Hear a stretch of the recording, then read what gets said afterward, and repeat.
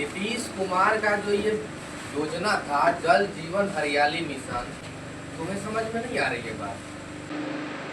ये जल जीवन हरियाली मिशन वर्ल्ड का सबसे फेमस और क्या बोलते हैं रिनाउंड योजनाओं में से एक योजना था। इस योजना के लिए बिहार के मुख्यमंत्री नीतीश कुमार को यूएनओ में अवार्ड मिला, पता है ना। ये इतना इम्पोर्टेंट बिहार सरकार की जो 7 निश्चय योजना थी प्रथम, उस 7 निश्चय योजना में एक था हर घर नल का जल। तो लोगों को लगा कि नीतीश कुमार ऐसा क्यों कर रहा है, नहीं, तुम्हें बताया ना, जो बड़े नजर वाले होते हैं वही लीडर होते हैं, जो दूरदृष्टि रखते हैं।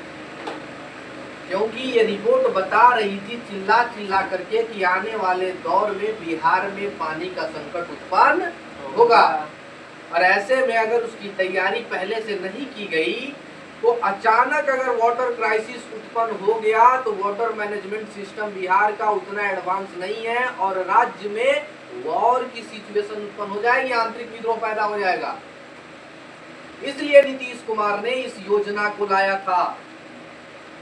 इसलिए नहीं लाया था कि तुम्हारी भैंसिया 400 फीट नीचे के पानी से नहाएगी और 400 फीट नीचे के पानी से तुम्हारे खेत की सिंचाई की जाएगी। जब तक आवाम अपना हक नहीं मांगेगी, अपना आवाज बुलंद नहीं करेगी, तब तक समाज का कल्याण नहीं हो सकता है। तुम्हें पता है कि कौमें आवाम से बनती है, बादशाहों से नहीं। अगर बादशाहों से कौमें बनती तो हर बादशाह अपने कौम को, अपने मुल्क को बहुत ही विकसित और बहुत खूबसूरत बना देता। जब तक आवाम का सपोर्ट हासिल नहीं होगा तब तक कौमों का विकास नहीं होगा। आज देखो, अगर नल जल नहीं होता और जिस तरह के पानी का संकट पूरे बिहार में है, खासकर अपने इलाके में देख लो, बूंद बूंद पानी के लिए हम और आप तरस रहे हैं। कल अगर ये जल जीवन हरियाली मिशन के तहत ये योजना नहीं लाई गई होती और ये नहीं लगाया गया होता तो क्या होता? आज बिहार में या अपने ही क्षेत्र में कैसी स्थिति होती? लोग आपस में मरते कि नहीं मरते? पानी के टैंकर्स आते कि नहीं आते? और पानी के टैंकर्स में पानी के लिए कतारों में लगते कि नहीं लगते? अगर शुद्ध पानी नहीं मिलता तो अशुद्ध पेय जल से कितनी बीमारियां होती हैं, बीमारी की समस्या उत्पन्न होती कि नहीं होती? जहां पानी खरीद कर पीने की क्षमता नहीं है वहां इलाज कहां से कराते? हॉस्पिटलों में बीमारों की लाइन लगती कि नहीं लगती? और तुम्हारी जो आज मेन फोकस तुम्हारा जो पढ़ाई पर है, ये फोकस हटकर पानी को ढोने में और पानी के तलाश में बीत जाता कि नहीं बीत जाता? तुम्हारा विकास अवरुद्ध होता कि नहीं होता? तो तुम इसको समझो। अभी इतना ही नहीं, अगर लोगों ने इस बात को नहीं समझा और वाटर मैनेजमेंट को नहीं ध्यान दिया और प्लांटेशन पर ध्यान नहीं दिया, पेड़ों का संरक्षण नहीं किया, तो याद रखना एक ऐसी भयानक स्थिति आएगी जहां लोग आपस में लड़कर मर जाएंगे। टेम्परेचर इतना बढ़ जाएगा कि ऑटोमेटिक हर चीज का जो ज्वलन ताप है, दहन में पड़ते हो, वो पहुंचने के कगार पर होगा। आग ज्यादा लगेंगी, उससे भी टेम्परेचर राइज करेगा, ग्लोबल वार्मिंग की सिचुएशन उत्पन्न होगी, वाटर का क्राइसिस होगा, और जब वाटर क्राइसिस होगा तो जंगें होंगी तो ये बहुत व्यापक नदियां सूख जाएंगी। और इसीलिए कहा जाता है कि तीसरी विश्व युद्ध अगर किसी चीज के लिए होगा तो किसके लिए? पानी के लिए। इसलिए इसको लेकर के अवेयरनेस फैलाओ। तुम पढ़ रहे हो, तुम अपने पड़ोस के लोगों को बताओ कि पानी कितना इम्पोर्टेंट है, पानी कितना इम्पोर्टेंट है। आज माइनर छोटा सा प्रॉब्लम देखो, आज कोई बच्चा मेरे पास पढ़ता है, उसके पापा अगर राजमिस्त्री का काम करते हैं, पानी नहीं होगा कोई काम कराएगा नहीं, तो वो तो उसको तो बेरोजगार हो गया। वो उस बेरोजगारी में उसके घर में पैसा नहीं आएगा तो फिर उसके ऊपर उसके परिवार में क्राइसिस क्रिएट होगा। उसके ऊपर जो डिपेंड आदमी है, जो पढ़ाई लिखाई कर रहा है, छोटा बच्चा है, वो मजबूरी में दूसरा काम करेगा। ऐसी स्थिति में एक पानी से कितना समस्या उत्पन्न हो रहा है, देख रहे हो ना। खेती नहीं होगी, खेती पर निर्भर लोग हैं, सरप्लस प्रोडक्शन नहीं है, एरिया कम है, पैसे की कमी है, खरीद को कर नहीं खा सकते हैं, वैसी स्थिति में फिर कहाँ से पैसा आएगा? समाज में चोरी वगैरह बढ़ेगा ना, अशांति बढ़ेगा ना। जब अशांति बढ़ेगा, लॉ एंड ऑर्डर गड़बड़ाएगा तो पूरा सामाजिक संरचना तहस नहस हो जाएगा ना। पानी की क्राइसिस होगी तो जिस बिजली में बैठे हो ना, ये भी बिजली कम आएगी, क्योंकि हाइड्रो इलेक्ट्रिसिटी पावर प्रोजेक्ट जितने हैं वो क्या करने पड़ेंगे? बंद करने पड़ेंगे। तो इस प्रॉब्लम को समझो। तो लोगों ने क्या किया? इस प्रॉब्लम को नहीं समझा और पानी का मिसयूज किया। क्या किया? मिसयूज किया, पानी की बर्बादी किया। तो जहां भी पानी की बर्बादी देखो उसको रोको। ऐसे हर धर्मों में पानी के बर्बादी को रोकने के लिए कहा गया है। एक तुम्हें हदीस सुनाते हैं, हुजूर सल्लल्लाहु अलैहि वसल्लम की हदीस है, जरा इसको ध्यान से सोचना। कयामत किसको कहते हैं? हुजूर सल्लल्लाहु अलैहि वसल्लम से एक बार पूछा गया कि या रसूलुल्लाह, अगर मुझे इस बात की इल्म हो जाए कि कल कयामत होने वाली है तो मुझे क्या करना चाहिए? उन्होंने कहा कि अगर इस बात की इल्म हो जाए तो कल कयामत होने वाली है, तो उन्होंने ये नहीं कहा तुम्हें नमाज पढ़नी है, उन्होंने ये नहीं कहा तुम्हें ज़कात देनी है, तुम्हें क्या बोलते हैं कुरान का तलावत करना है, नहीं। उन्होंने कहा कि एक प्लांट लगाओ। क्या करो? प्लांट लगाओ। अब तुम सोचो, आज पूरी दुनिया की आबादी 8 अरब है। अगर आज एक एक आदमी एक एक पेड़ लगा दे तो 8 अरब पेड़ लगेंगे ना। फिर एक एक आदमी कल एक एक लगा दे तो 16 अरब हो जाएंगे ना। फिर उसके कल होकर के लगा दे तो 24 अरब हो जाएंगे ना। अगर ये एक महीना ये प्रोसेस चलता रहा तो इतने पेड़ हो जाएंगे। तो कहीं ना कहीं वो कयामत जिसको तुम कहते हो, क्लाइमेट चेंज की वजह से, जो क्लाइमेट चेंज की वजह से दुनिया पर एक प्रलय की सिचुएशन उत्पन्न होगी, वो थोड़ा एक्सटेंड कर जाएगा कि नहीं कर जाएगा? कर जाएगा ना। और ये सिलसिला हम बढ़ाते रहे, प्लांटेशन करते रहे, वन संरक्षण को बढ़ावा देते रहे और वनारोपण करते रहे, तो एक वक्त आएगा कि ये आने वाला कयामत कुछ दिनों के लिए एक्सटेंड हो जाएगा। यानी कयामत कुछ नहीं है बल्कि जलवायु परिवर्तन से होने वाला एक प्रकार का क्या है? प्रलय है। सिंधु घाटी सभ्यता का पतन हो गया। क्या कहा गया था? कि ये भी जलवायु परिवर्तन उसके क्या बोलते हैं पतन के अनेक कारणों में से एक कारण था। तो जब तक तुम पढ़ाई का मतलब ये होता है, पढ़ाई का मतलब ये नहीं होता है कि 350 और 400 नंबर ला लिए कमा लिए, नहीं। पढ़ाई का मतलब ये होता है कि तुम्हारी अंडरस्टैंडिंग इतनी अच्छी हो जाए जो देश के विकास में क्या हो? सहायक हो, तुम्हारे परिवार के विकास में सहायक हो, नेचर के साथ जुड़ जाओ, पर्यावरण संरक्षण में सहायक हो, क्या बोलते हैं वो, समावेशी विकास को समझ सको, उसके बाद सतत विकास को समझ सको। समझ रहे हो ना? एक दूसरे के साथ कोऑपरेशन की भावना आ जाए, समझ रहे हो ना? मदद की भावना आ जाए और ह्यूमैनिटी, मानवता तुम्हारे अंदर जागृत हो जाए। धर्म रियल यही है।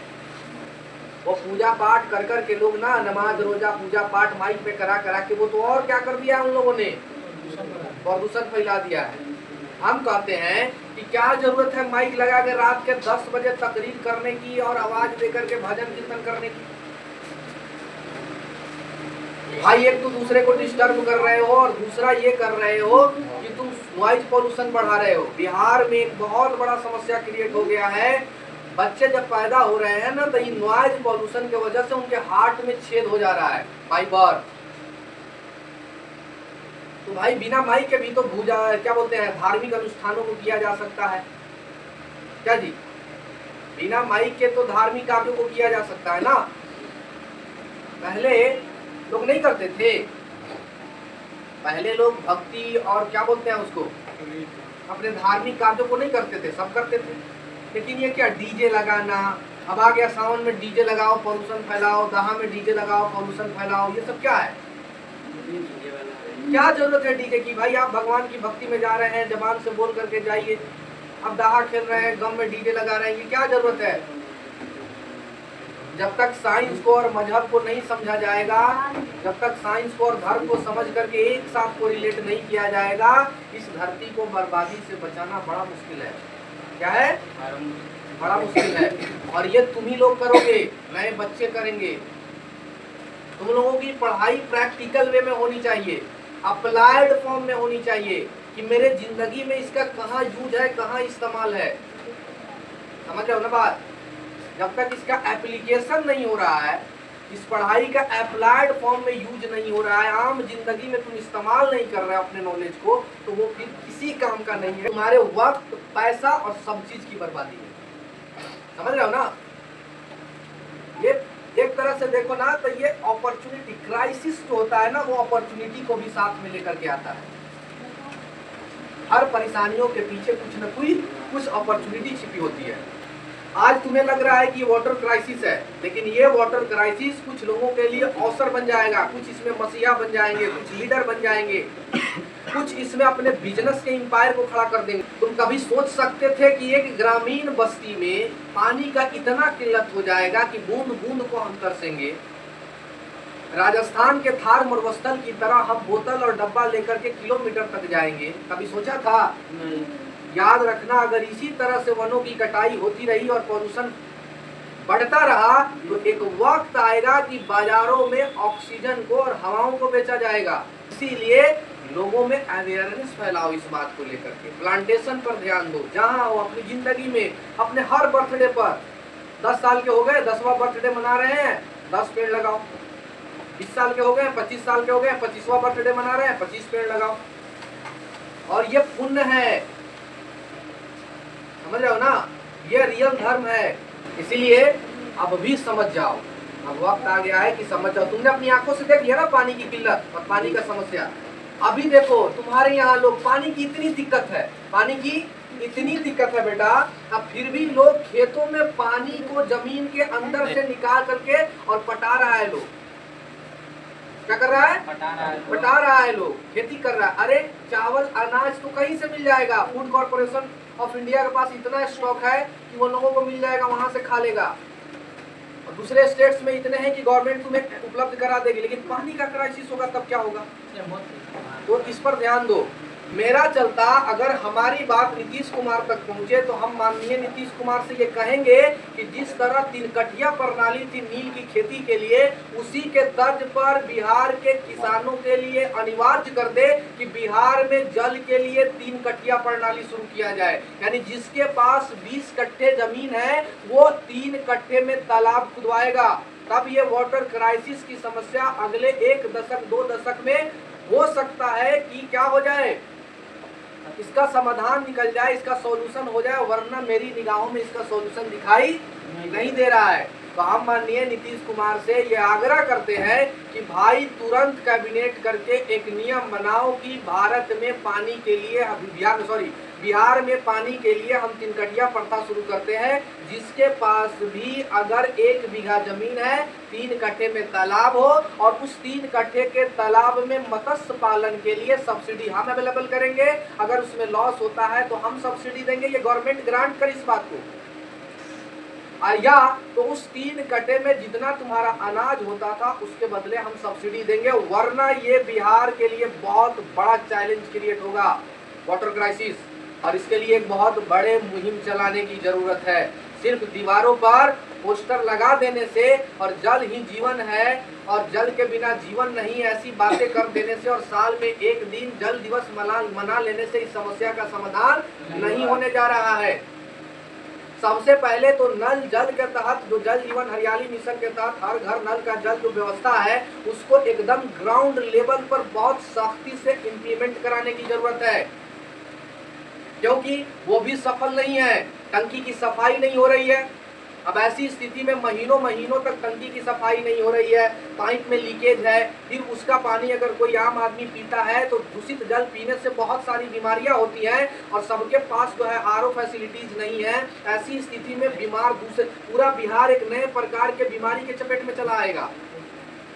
इसलिए ये जल जीवन हरियाली मिशन के महत्व को समझते हुए जनता की ये जिम्मेवारी है कि इसको सीरियस ले, क्योंकि बचोगे तभी कुछ करोगे और तुम्हारा बचना बहुत जरूरी है और जल के बिना बचना संभव नहीं है। इसीलिए जल के संरक्षण पर ध्यान देने की जरूरत है।